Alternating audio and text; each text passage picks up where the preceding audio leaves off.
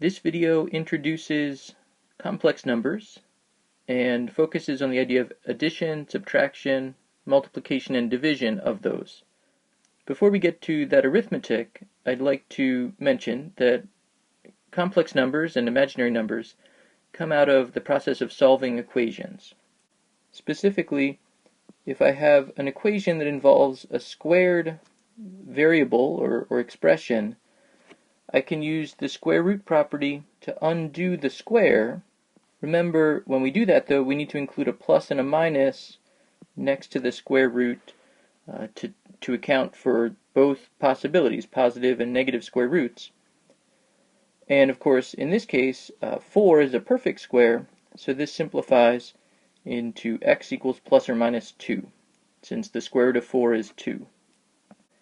So for this particular equation, the two solutions that we find are real numbers, and what that means is that they exist on the number line, where I can plot 0 in the middle. Typically we put positive numbers to the right and negative numbers to the left, and so negative 2 and 2 are points that I can plot on that line. However, in the next equation we run into a bit of a problem, because if I take the square root of both sides, I end up with x equals plus or minus the square root of negative 1, and there's actually not a number on the number line that I can multiply with itself to get a negative value. Because if we multiply a positive number with itself, it's going to be positive, and also if we multiply a negative number with itself, it's going to be positive. So there's no way to multiply a number from the number line with itself and end up with a negative result. So what this led to is the creation of the idea of an imaginary number. And we use the letter I to represent what's called the imaginary unit, specifically I equals the square root of negative 1. And so the solution to this equation could be simplified as x equals plus or minus I. The last example is similar but a little bit more complicated. I can take the square root of both sides. The square root undoes the square and leaves us with x minus 5. On the other side I have plus or minus the square root of negative 10. And I can solve for x by adding 5 to both sides, and that gives us 5 plus or minus the square root of negative 10. And now, just as in the middle example, we have a negative number under the square root, which is not going to be a real number. Right? It's imaginary. I can simplify the expression by factoring out the negative from the square root using this new idea of the imaginary unit. And so the value of x can be expressed most simply as 5 plus or minus I times the square root of 10, which is considered a nicer form than having just negative 10 under the square root, because it's preferable to have a positive value under the square root, and we can do that by factoring out the negative through the use of the imaginary unit. So this form is called the standard form of a complex number. The value 5 is just a real part to the number. The I times the square root of 10 is the imaginary part, and in general the standard form can be expressed as a plus b times I, or a plus I times b, where we usually put the number in front if we can, but if it's a square root, it's kind of nice to put that after the imaginary unit. And so these values have the imaginary part. The b times I is called the imaginary part of the number, and the real part is just the a. And so together, if a number has an imaginary and a real part, it's called a complex number. We can also consider real numbers to be complex, a part of the complex number system, and purely imaginary numbers as well are considered part of the complex number system. An important thing to understand is how to work with imaginary numbers, and there are a couple important rules to remember. The first is that I squared is equal to negative 1, because I squared is equivalent to the square root of negative 1 squared, and so the square undoes the square root and leaves us with negative 1. And a second important and useful fact is that the square root of a negative square root, just like we did with negative 10, I can factor out that negative and get I times the square root of whatever number we have.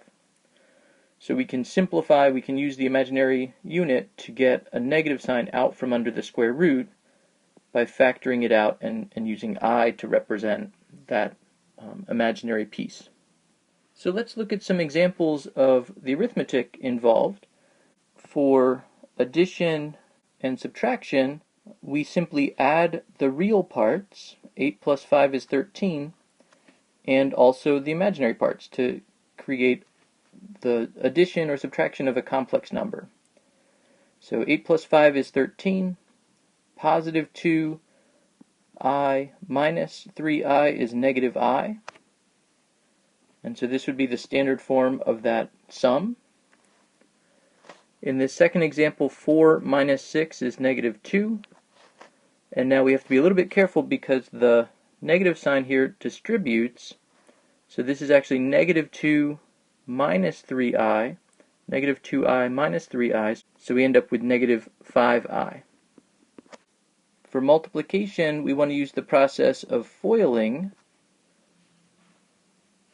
where we multiply both the real and the imaginary parts of each of the numbers together. So the real part of the first number gets multiplied with negative 3 and with 9i, and similarly negative 4i gets multiplied with both the negative 3 and the 9i. So let's see what the result would be. So 8 times negative 3 is negative 24, and then 8 times 9i is 72i. Negative 4 times negative 3, negative 4i times negative 3 is positive 12i. And negative 4i times negative 9 is negative 36i squared. But now remember that I squared is equal to negative 1. One of the important facts to keep in mind. Because it's equivalent to negative 1, this is going to become a plus 36. So we have negative 24, and then the complex part, I can add those together, I get 84i, and then plus 36. So the final expression for the product is 12 plus 84i. So that would be the standard form for the expression. Now for this second example, before we actually do the multiplication, let's simplify the expression. The square root of negative 64, we would rather have a positive value under the square root. So let's think about how we can simplify that, and then we'll worry about the square and multiplying the number with itself. So negative 6 plus the square root of negative 64 is the same as negative 6 plus I times the square root of positive 64. But then, of course, the square root of 64 is a perfect square, so I could write this even more simply as negative 6 plus 8i squared.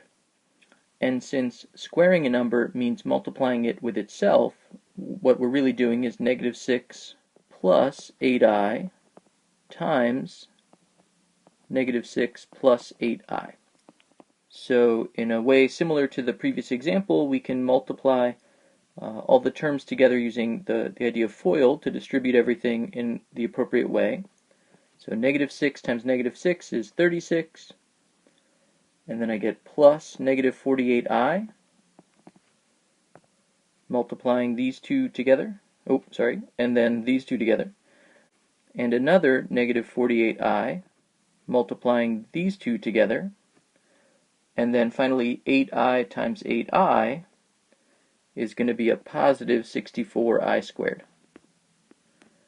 But remember, I squared is equal to negative 1, so this is actually the same as negative 64, and so we have 36 minus 64, which is negative 28, and negative 48i minus 48i is negative 96i.